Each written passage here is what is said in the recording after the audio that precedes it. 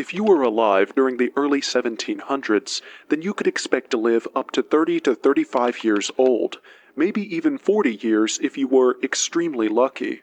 But there was this one man who never seemed to age, no matter how many decades had passed, while the people around him withered away.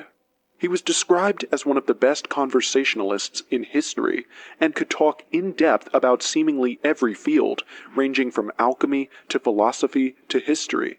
And if you asked him how he learned all this information, he'd just tell you that he was there when it happened. This man, most commonly known as the Count of Saint Germain, has lived for over 500 years, and there's proof that he might be alive even to this day, living among us. This is the bizarre true story of the immortal man. This is the story of the mysterious Count of Saint Germain. Unlike many other cases that we've covered on this channel, the Count of Saint Germain is a lot more mysterious, considering that we have little to no information about where he came from and what he even looks like. The only good source we have for his appearance is this painting that you see on screen right now, engraved by Nicholas Thomas in 1783. Things are even more complicated when we look at the extremely high number of aliases he used during his travels, leading to a lot of conflicting views about who he really was and his nationality. The only thing that people agree upon is that he must have had a good education. Considering how well-read he was and considering this time period, it is most likely that he was some form of nobility, which was the reason he received a good education in the first place. In 1886, Phineas Taylor Barnum wrote regarding Saint Germain that the French nobility declared that Saint Germain was an Alsatian Jew, Simon Wolf by name, and was born at Strasbourg about the close of the 17th or the beginning of the 18th century. Others insist that he was a Spanish Jesuit named Amar, and others again intimate that his true title was the Marquis de Betmer, and that he was a native of Portugal. Other theories include one that claims that Saint Germain said that he was the son of Francis II Rákóczi, the Prince of Transylvania. But today there is still no clear answer to where he came from. He just popped up one day and took the entire world by storm. The first place where we can see his influence is the European high society. From 1737 to 1742, he spent close to 5 years in the court of the Shah of Persia, where he picked up the jeweler's craft, among other skills. Once he returned to Europe in 1742, he entertained the royals and the rich with his vast knowledge of science and history, his musical ability, his easy charm, and his quick wit. When talking to people of different ethnicities, he could effortlessly switch languages and could fluently speak French, German, Dutch, Spanish, Portuguese, Russian, and English, and was further familiar with Chinese, Latin, Arabic, and even ancient Greek, as well as Sanskrit. This was before Duolingo, so that says a lot. This ability to be able to learn everything that had ever existed made the Count of Saint Germain a topic of great discussion. Discussion about him increased even more as many nobles began writing about interesting experiences they had encountered with the Count, such as the one written by Countess von Georgi in 1760. In Paris that year, Countess von Georgi heard that a Count de Saint Germain had arrived for a soirée at the home of Madame du Pompadour, mistress of King Louis XV of France. The elderly countess was very curious, because she had known a Count de Saint Germain while in Venice in 1710. She was eager to see if it was the same person. Upon meeting the Count again, she was astonished to see that he hadn't appeared to age, and asked him if it was his father she knew in Venice. "No, madame," he replied, "but I myself was living in Venice at the end of the last and the beginning of this century. I had the honor to pay you court then." "Forgive me, but that is impossible," the perplexed countess said. "The Count de Saint Germain I knew in those days was at least 45 years old, and you at the outside are that age at present." "Madame, I am very old," he said with a knowing smile. "But then you must be nearly 100 years old," said the astonished countess. "That is not impossible," the Count told her matter-of-factly. He then continued to convince the Countess that he was indeed the same man she knew, with the details of their previous meetings and of life in Venice 50 years earlier. To give you an idea of just how incredibly learned the Count of Saint-Germain was, this is a list of most of his known skills. He could play the violin like a virtuoso. He was a renowned alchemist. He was an accomplished painter. Wherever he traveled, he set up an elaborate laboratory, presumably for his alchemy work. He seemed to be a man of great wealth, but was not known to have any bank accounts. If it was due to his ability to transmute base metals into gold, he never performed the feat for observers. He had perfected a technique for painting jewels. He claimed to be able to fuse several small diamonds into one large one. He also said he could make pearls grow to incredible sizes, and so much more. Even outside of these achievements, the Count has had contact with people from all over Europe. He has been linked to several secret societies, including the Rosicrucians, Freemasons, Society of Asiatic Brothers, the Knights of Light, the Illuminati, and Order of the Templars. Voltaire, a respected man of science and reason, dubbed the Count as being the Wonder Man, and describing him as a man who never dies and who knows everything. Giacomo Casanova describes in his memoirs several meetings with the celebrated and learned impostor. Of his first meeting in Paris in 1757, he writes, "The most enjoyable dinner I had was with Madame du Robert Gergy, who came with the famous adventurer known by the name of Count de Saint-Germain. This individual, instead of eating, talked from the beginning of the meal to the end, and I followed his example in one respect, as I did not eat, but listened to him with the greatest attention. It may safely be said that as a conversationalist he was unequaled. Saint-Germain gave himself out for a marvel, and always aimed at exciting amazement, which he often succeeded in doing. He was a scholar, linguist, musician, and chemist, good-looking, and a perfect ladies' man." Yes, that was from the main Casanova himself. And it wasn't just the nobles who were taking note of the man.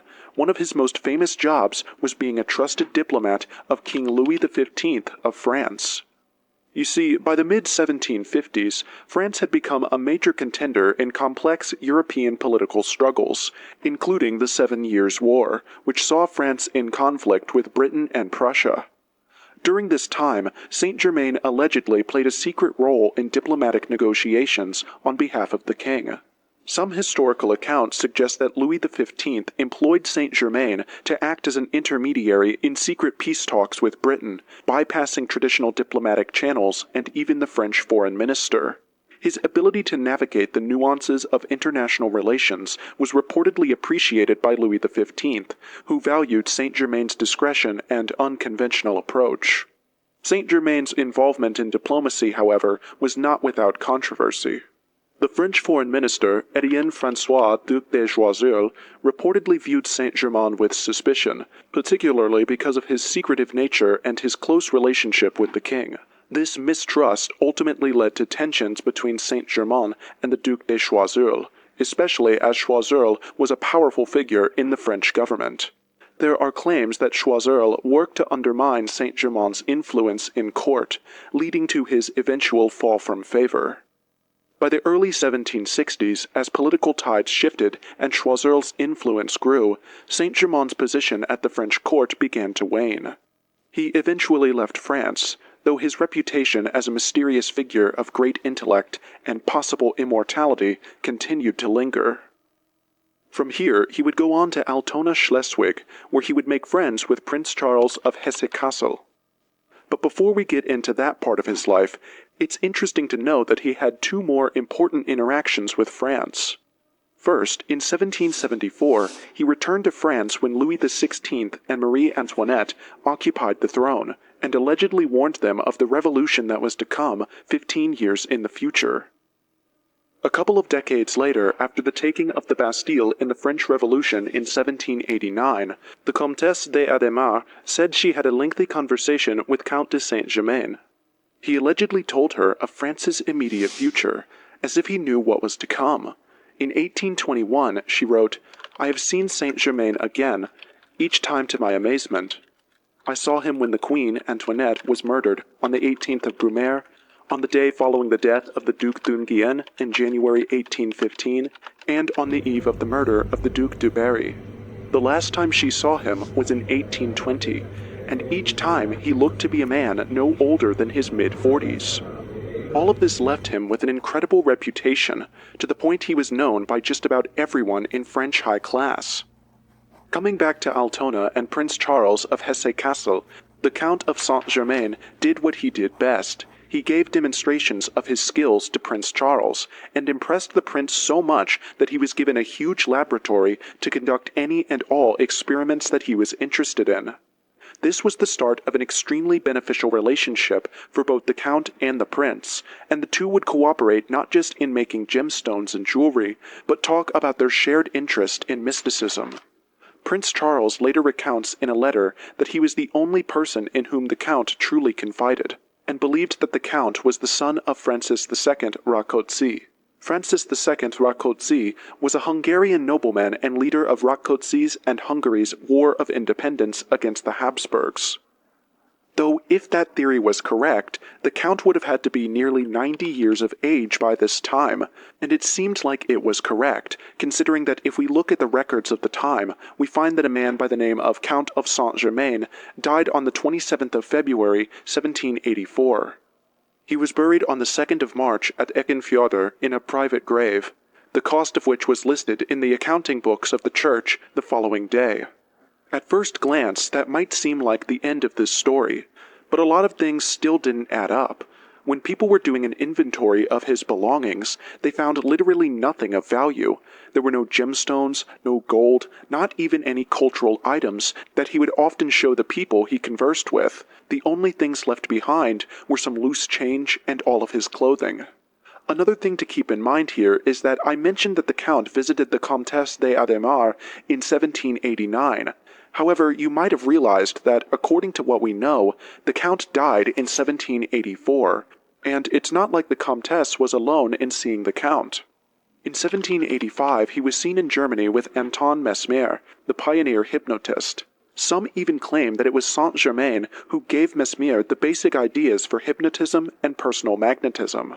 Moreover, official records of Freemasonry show that they chose Saint-Germain as their representative for a convention in 1785. From here, he disappeared for a few decades, but in 1821 he resurfaced in the memoirs of Albert Van Dam. He talked about a man who bore a striking resemblance to the Count of Saint-Germain, but went by the name of Major Fraser instead. Van Dam wrote, "He called himself Major Fraser, lived alone, and never alluded to his family. Moreover, he was lavish with money, though the source of his fortune remained a mystery to everyone. He possessed a marvelous knowledge of all the countries in Europe at all periods. His memory was absolutely incredible, and, curiously enough, he often gave his hearers to understand that he had acquired his learning elsewhere than from books. Many times he has told me, with a strange smile, that he was certain he had known Nero, had spoken with Dante, and so on." Major Fraser disappeared without a trace. Between 1880 and 1900, Saint-Germain's name once again became prominent when members of the Theosophical Society, including famed mystic Helena Blavatsky, claimed that he was still alive and working toward the spiritual development of the West. There is even an allegedly genuine photo of Blavatsky and Saint-Germain together, and in 1897, the famous French singer Emma Calvé dedicated an autographed portrait of herself to Saint-Germain. The most recent appearance of a man claiming to be Saint-Germain was in 1972 in Paris, when a man named Richard Chanfray announced he was the legendary Count. He appeared on French television, and to prove his claim, apparently, turned lead into gold on a camp stove before the cameras. There's also a group of people that basically worship him among other people, but for the purpose of this video, we're not getting into that. Comment down below if you'd like to see us tackle this case from their perspective as well. But coming back to the case, even after hearing so much about the Count of Saint-Germain, there's still very little we actually know about him. So that begs the question, what was really going on behind the scenes? And is the Count actually immortal? When it comes to the Count, there are mainly two ways you can take this. The first is that we assume that Prince Charles was right, and that the Count really is the son of Francis II. In that case, his claims of being alive for over 500 years are completely false, and that was all a persona that he had created to be in favor of the elite of that time. this would also mean that while he did live a lot longer than the average lifespan, the Count eventually died in 1784, and all the people who claim to have seen him afterward either imagined the meeting or met with an impostor who claimed to be the Count. However, there is a lot of evidence that the Count might actually be immortal. For one, when it comes to alchemy, there is the myth of the Philosopher's Stone. If you were able to create the Philosopher's Stone, you would get the power to turn lead into gold, and could even make a mixture that would make you immortal. Considering how proficient the Count was when it came to alchemy, being able to make mixtures for a variety of purposes, from keeping people young to dyes for clothes and even jewelry, if the Philosopher's Stone exists, then the Count is the most likely person to have found it.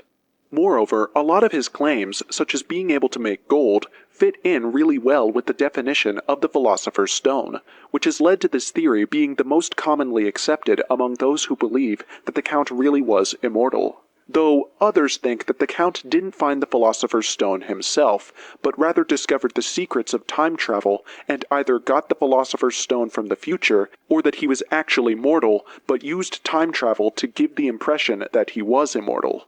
The reason why this theory works so well boils down to two main points. Firstly, Saint-Germain's advanced knowledge was extremely out of place for his time. He was known for his deep understanding of science, technology, and philosophy, often discussing topics that were either cutting edge or far ahead of his era. His reported experiments in alchemy, especially his alleged ability to transmit base metals into gold and his pursuit of eternal life, also contributed to the idea that he possessed knowledge far beyond the limits of 18th century science. Additionally, the Count's uncanny ability to predict future events has fueled the time travel theory. A lot of people have claimed that he made accurate predictions about political and social upheavals, such as the French Revolution, which occurred after his death. A third theory tries to answer the question using religion. In the Bible, Cartaphilus was said to be a Roman official or Jew who taunted Jesus on the way to the crucifixion, saying, "Go on, quicker." In response, Christ supposedly cursed him to walk the earth until the second coming, making him an immortal figure, eternally wandering through history. The link between Cartaphilus and the Count of Saint-Germain arises from the mystery surrounding Saint-Germain's reported immortality and his ability to reappear in different times and places throughout history. Both figures are said to possess deep wisdom, secret knowledge, and remarkable longevity. Saint-Germain, who reportedly never aged and had knowledge of events both past and future, mirrors the image of Cartaphilus, a man doomed to live indefinitely. So does the Count of Saint-Germain exist? Is it all true? And if it is, which is true? Before you say yes to the theories, let's see what the other side of the coin has to say. There have been reports that a comedian by the name of Milord Gower started doing shows based on the myth of Saint-Germain during the 1700s, and would often dramatize the claims that the real Count made. For example, Gower would say in one of his shows that the Count has been alive since the time of Jesus. A lot of people argue that comments like this one are the reason there is so much confusion about where the Count came from in the first place. They also argue that most of the information we have about his tales is based on anecdotes, which are prone to being exaggerated. And we do this every time. Take the real-life example of Paul Revere, the man famous for shouting, "The British are coming." But here's the thing, Paul never yelled that. In such, he couldn't.